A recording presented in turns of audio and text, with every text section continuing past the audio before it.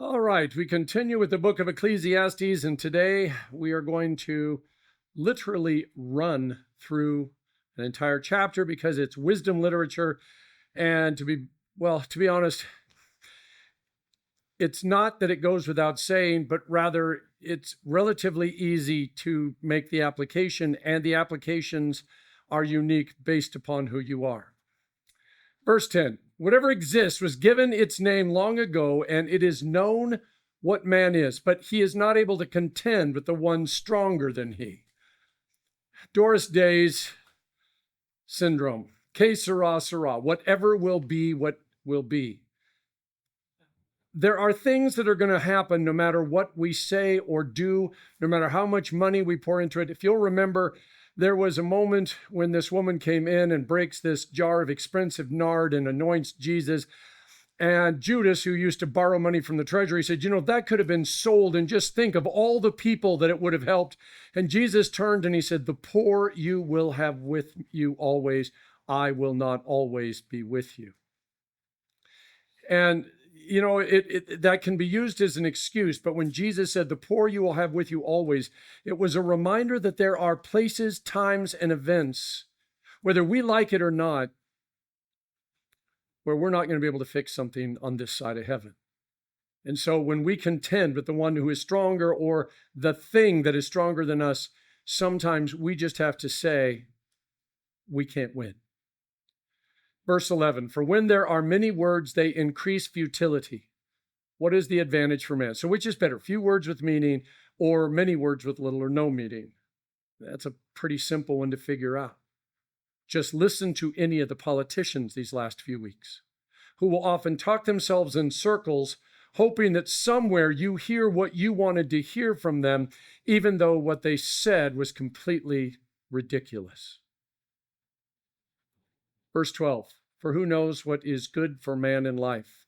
In the few days of his futile life that he spends like a shadow, who can tell man what will happen after him under the sun? Is it actually possible for us to know how things are going to end? I mean, the reason I ask it is it's a simple statement. Can we be guaranteed that if we do this, this will happen? If I save money, if I work hard at my job, is there any promise that everything is going to turn out the way that I decided it should turn out when I was 12 or 15 or 21 or 35? And Solomon, who, by the way, had the ability and the power and the armies and the money to do whatever he wanted, even he said there were things he could not get done. And that brings us to why. This is where Solomon is going to take just a quick change, because he has come to realize various things about this conversation. Now, what we don't know is who exactly was the audience for this book. This actually sounds like it was a series of lectures delivered by Solomon over a period of time, and he would just sit there and he would spout this. Now, whether it took place in one day or over a month or 6 months, but he was talking to a dedicated and designated group. And we don't know exactly who they were, but we know that whether they were asking questions, this was a Q&A session where he simply said, okay, let me answer all of the questions, or whether he was simply stating all these things with the expectation that we knew the questions. Wisdom literature. There are 3 books in the Hebrew Bible known as wisdom literature: Proverbs, Ecclesiastes, and Job. Now, they wrestle with the big questions. How should I live in the world? What the good life is? Is there a purpose for my life? Is there something after this life? How do I find these things? Francis Schaeffer, back in the 60s, asked, how then should we live? And so wisdom literature is asking the questions which we cannot find simple, easy answers to, because there's not only the generic answer, there's also the personal answer. I remember being a kid and my mom and dad saying, you got to get a job, you're going to get married, you're going to have children. There were these expectations. Okay? But if I'd asked my parents, okay, mom and dad, you say that I'm going to get a job, I'm going to get married, I'm going to have children. Okay, mom, what job am I going to work at? Who am I going to marry? And how many children am I going to have, and what are their names? And my mom would have said, well, I don't know those things. Okay, so you're saying, Mom, that there's a big picture here. Now it's up to me to basically fill in the data sheet. And that's what Solomon is saying now. He says, look, all of you have been asking these questions. Let's see if we can at least get you on the right path to answer them. The wisdom books are written by people who God chose to live through, suffer through, work through, and question through some of the pretty rough times in their life. But their life allowed them to find the answers to the big question. And now God speaks along with them to help answer our questions. Most of the individuals, when we talk that we listen to, not just the ones that, but the ones that we actually listen to, rarely is it because they're smart enough to answer our questions. Most of the time, it's because they lived through what we're struggling with. And now we're asking, how did you find the answer? How did you exist through this? How did you not give up through this? And so we know that God then speaks alongside these individuals because of the inspiration of Scripture. And he says, I want you to take what you learned. I want you to take what you lived through.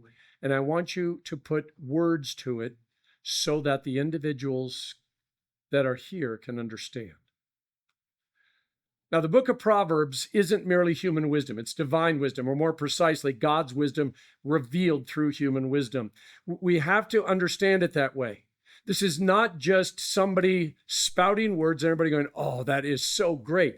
If God is not speaking through Solomon, then these words and these proverbs are not part of the scriptures.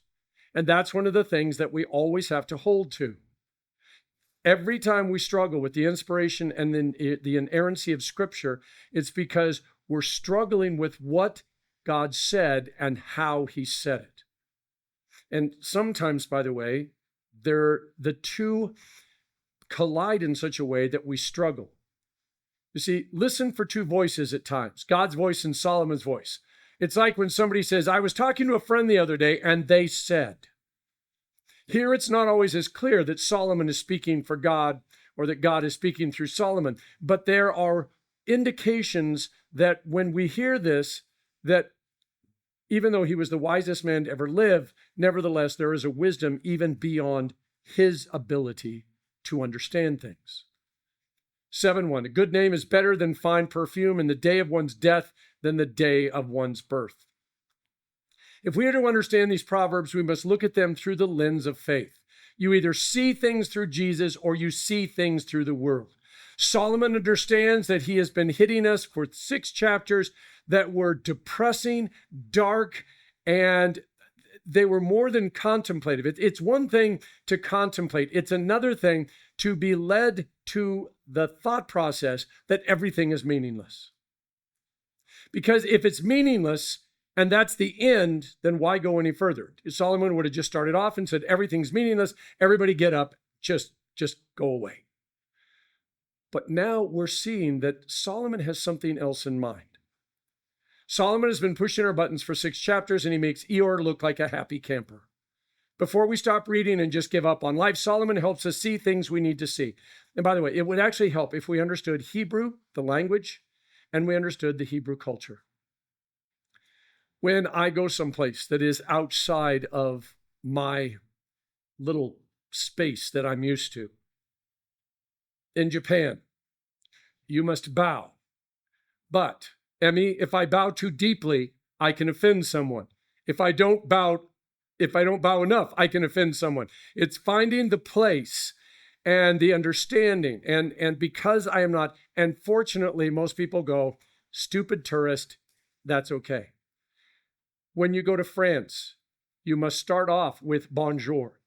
If you try to go into a discussion or ask a question without properly greeting them, it's offensive.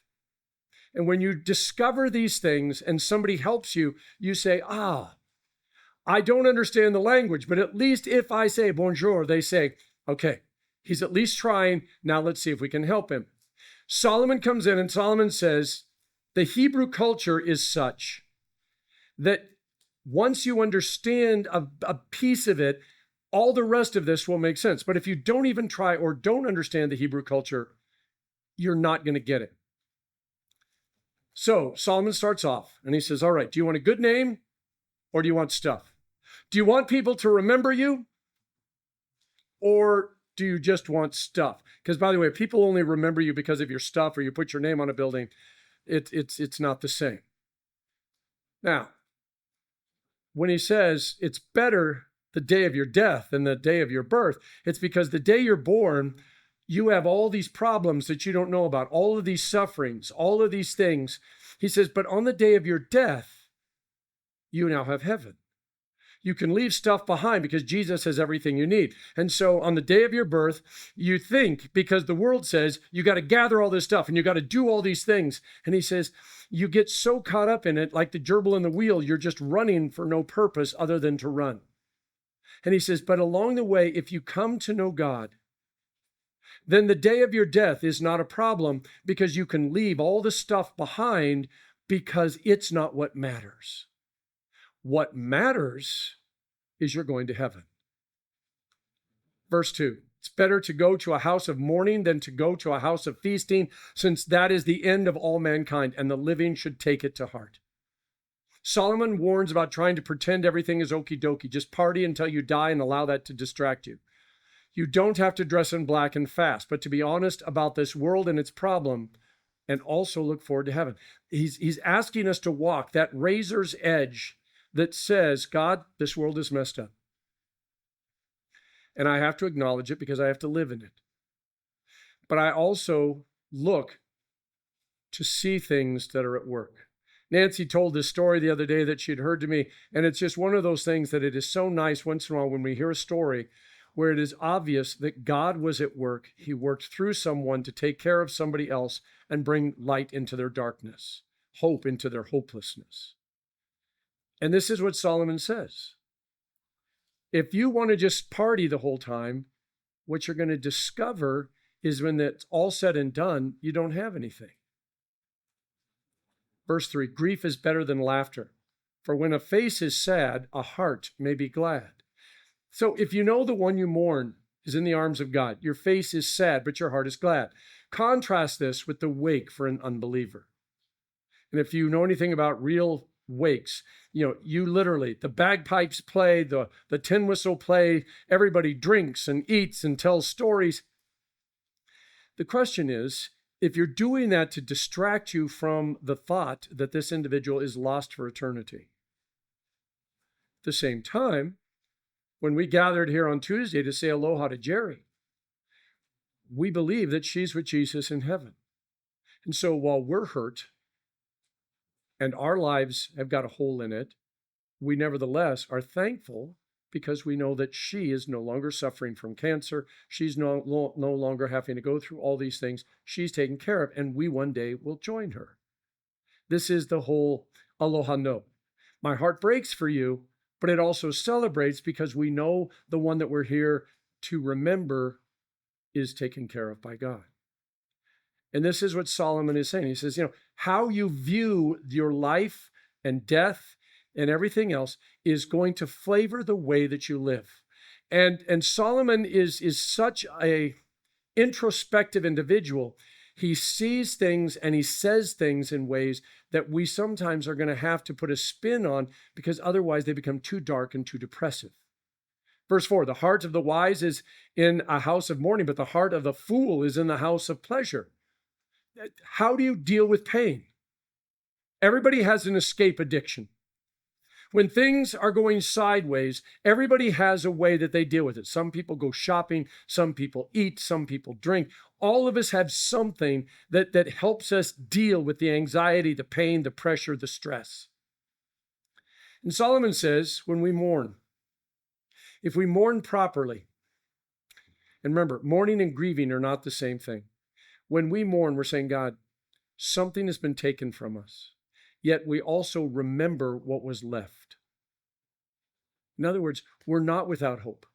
We're not without something to remind us of this life.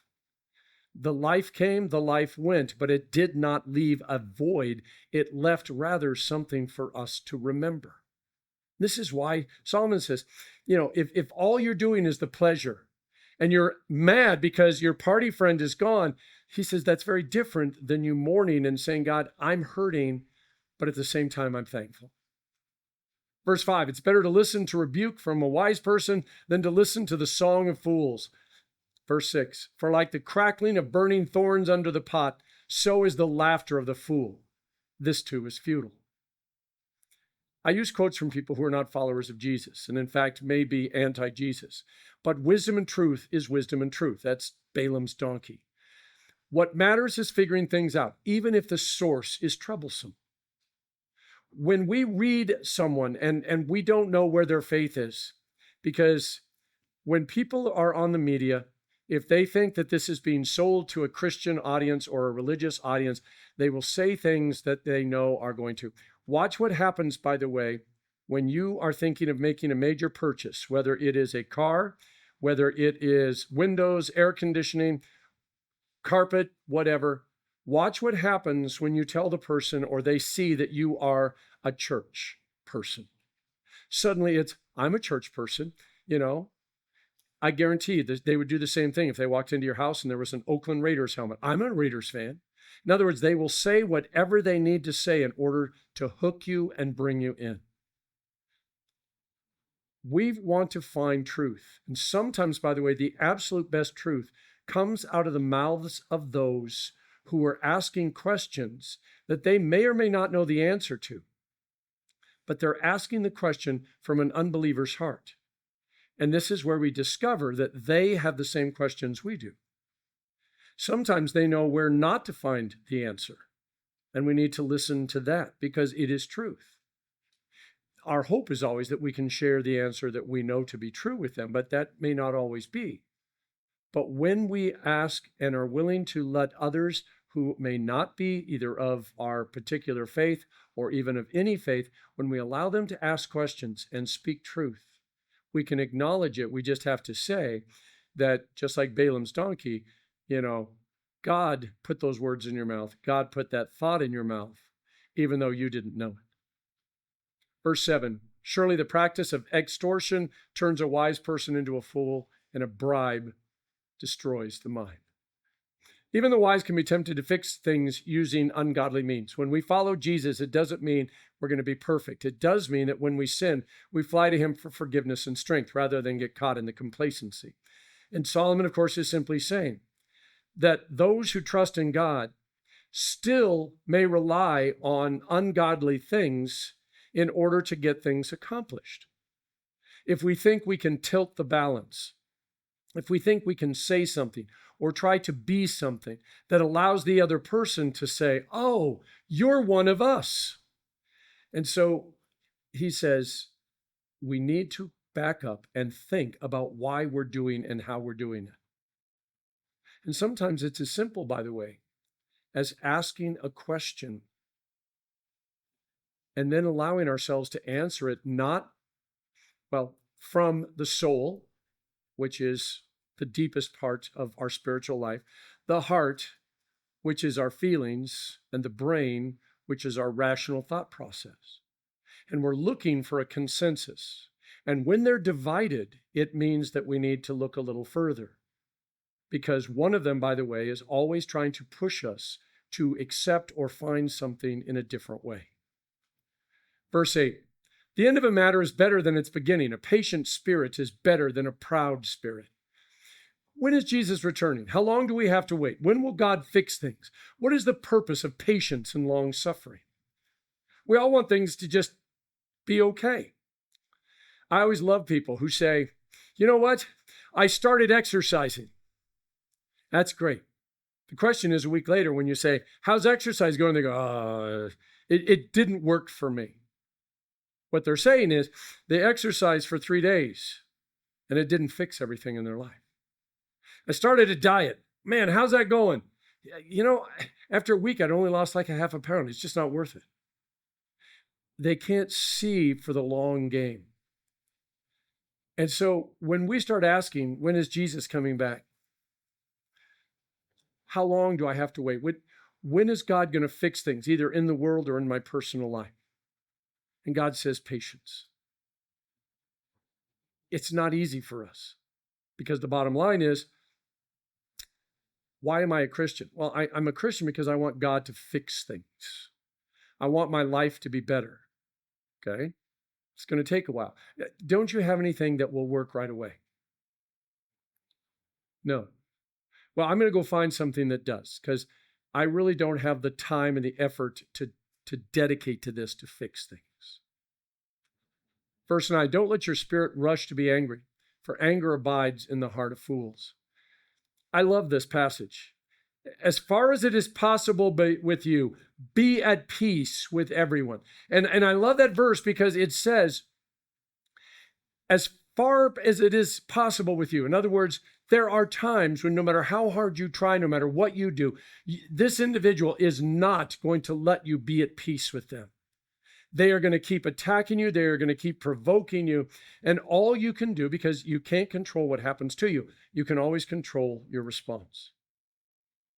And so we have to back up and sometimes just say, I cannot allow you to control my life.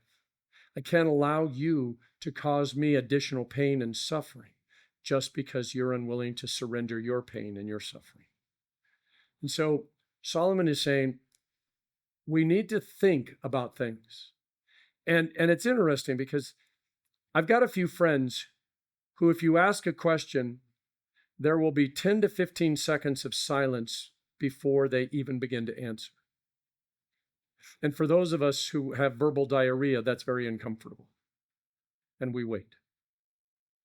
But I know them, and I know that they are thinking, because a lot of us start talking, and we start to answer the question even before we even know what we're going to say.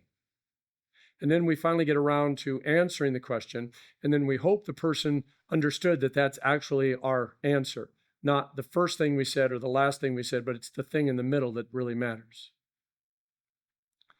So we have to be careful, because what we need to make sure of is that in our workings in life, we understand that what we say is important. And Solomon is saying, just take a second before you answer important things.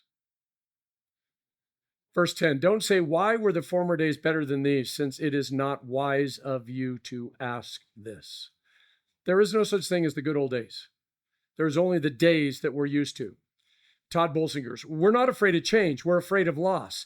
And it's interesting how during COVID, all of us wanted, so many of us said, God, I just need like a couple weeks where I don't have to do anything and I can catch up on all the things I'm behind on. Can you just give me a couple of weeks where, I'm not responsible to anybody. I don't have to go anywhere. I don't have to do anything.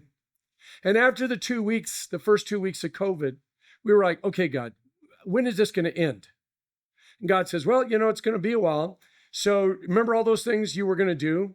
Remember that language you were going to learn? You were going to play the piano. You were going to learn to play the guitar. You were going to organize your pictures. You were going to write your memoirs. I'm giving you that time.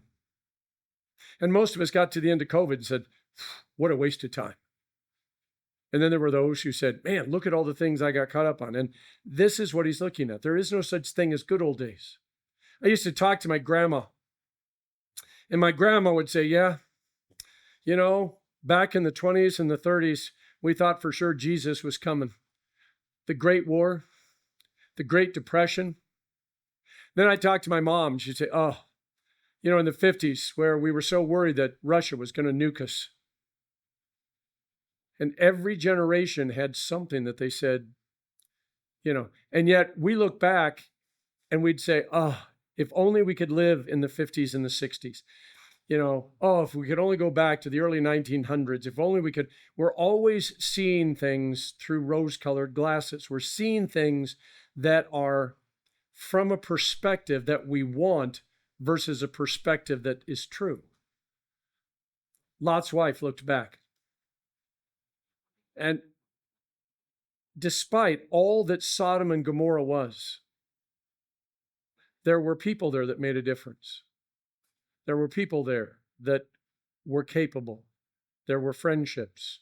There were events. And she stopped and she looks back and she misses it. we tend to overemphasize either the good or the bad. God says, forget the former things. I'm doing something new. But at the same time, he also tells us to remember the treasures of the past. In other words, we remember the things that will help us, that will encourage us, that will strengthen us, that the solid foundations that we can build our life on. But we also look forward to what's coming. But it is going to be inconvenient. It's going to be uncomfortable until it becomes the new thing. Look at all the things in this world that we have learned over the past 10 years. The things that we've become comfortable with. The things that supposedly have made our life easier or better.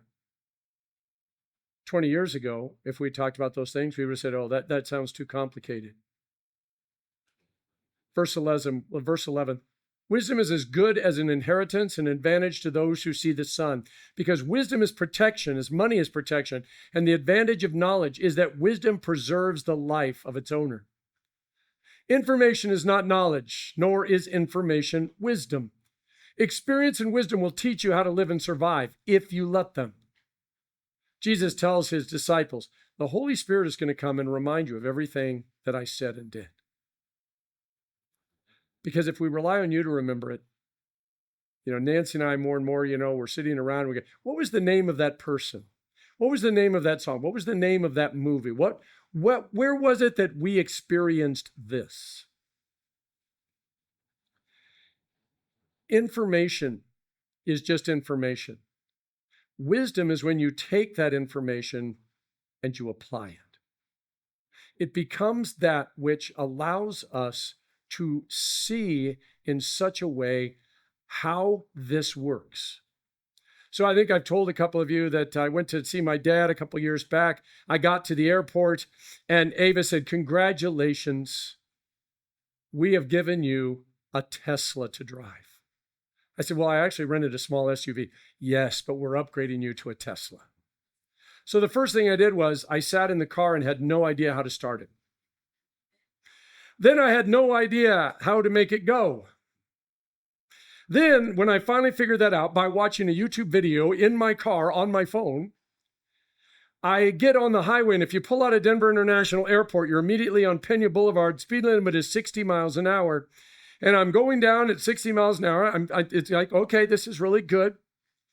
And I let off the gas, and it was like hitting the brakes. Because there's a button you can push. There's 3 choices about it. When you let off the gas, it either coasts, it brakes, okay?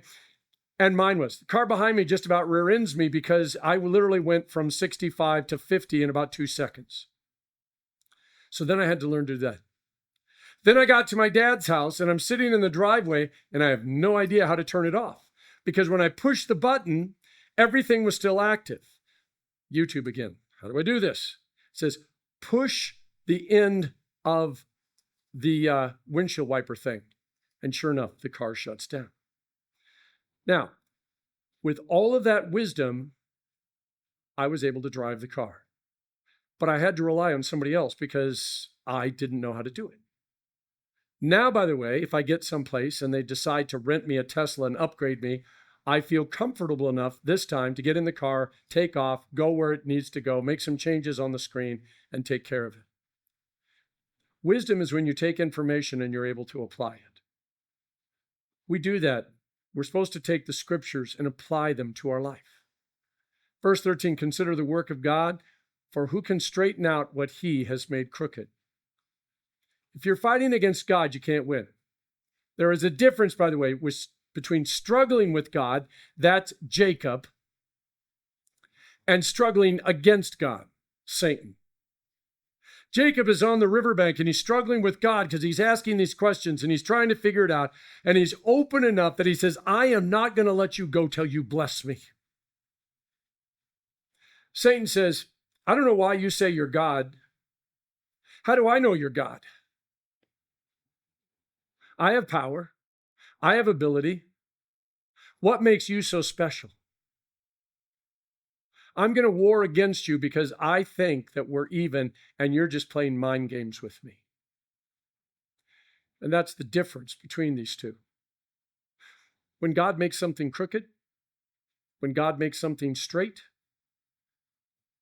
we see what we have, and we either accept it or we fight against it.